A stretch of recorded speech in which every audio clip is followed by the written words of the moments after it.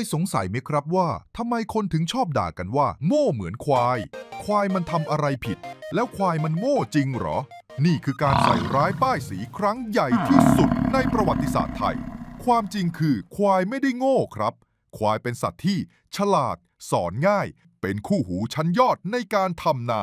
ถ้าควายโง่จริง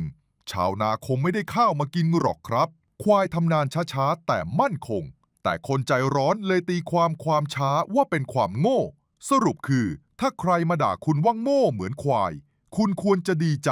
เพราะมันหมายความว่าคุณเป็นคนอดทนแข็งแกร่งสัตว์ที่โง่จริงๆคือคนที่ใช้คำด่านี้ต่างหากครับ